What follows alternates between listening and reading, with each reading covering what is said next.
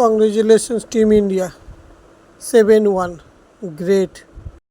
Pitch report এরকমই বলছিল, টসে যে জিতবে সে ফিল্ডিংয়ে নেবে।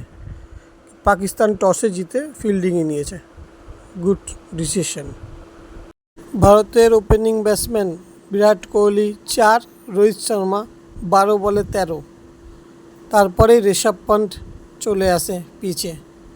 অক্ষর প্যাটেলের সাথে পার্টনারশিপ তৈরি করে ঋষভ পন্থ 31 বলে 42 রান করেন। সেখানে আপনার 6টি 4 আছে, 6টি 4 মেরেছেন। কিপিং করতে এসে 3টি অসাধারণ ক্যাচ ধরে, সেখানে একটা ফাকার জামানের অসাধারণ ক্যাচ। এবারে বোলিংয়ের কথা বলি।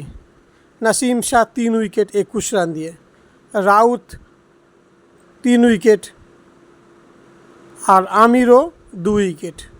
ইন্ডিয়াকে 119 রানে বেঁধে দেয়।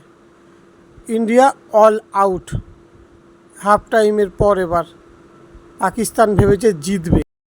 এবারে ইন্ডিয়ার বোলিং অ্যাটাক। বুমরা বাবরকে প্রথমেই তুলে নেয় 3 ওভারের মধ্যে। বাবর 13 রান 10 বলে, খুব সুন্দর বল করে। তারপরে হার্দিক পান্ডে 2 উইকেট তুলে নেন আর অক্ষর প্যাটেল 1 উইকেট। এই করে বেশ 15 ওভারে ম্যাচ চলে।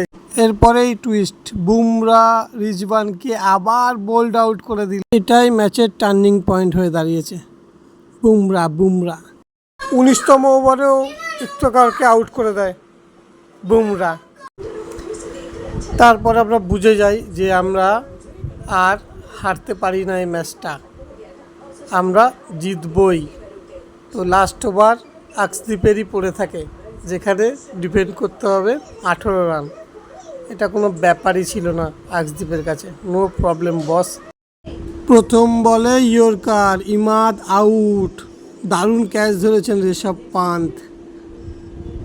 আর কার বেশি বাকি ছিল না, 18 বাকি ছিল, ওরা এখানেই হেরে গেল।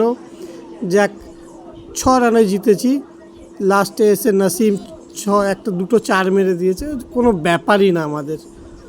আর আমাদের ম্যাচের সেরা জসপ্রীত বুমরা, এক্সেলেন্ট ভাই। Congratulations team India, great journey, great team. 6 ছিল, এখন 7 হলো, 7-1। পাকিস্তান 1, ইন্ডিয়া 7।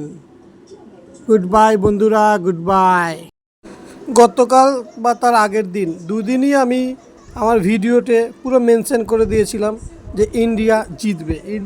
অনেকেই বলেছে পাকিস্তান জিতবে, প্রেডিকশন আমিই করতে পারি, আর আমি করেছি। লাস্ট বলের মুভমেন্টটা যখন ইন্ডিয়া জিতে যায়, সেই ভিডিওটা আমি করেছি আমি ভিডিওটাই দিচ্ছি, দেখুন আপনারা। নো বল, ইয়েস, পাকিস্তান বাড়ি। বাড়িতে সবাই ঘুমাচ্ছিল, তাই রিয়াকশানটা চিল্লাতে পারিনি।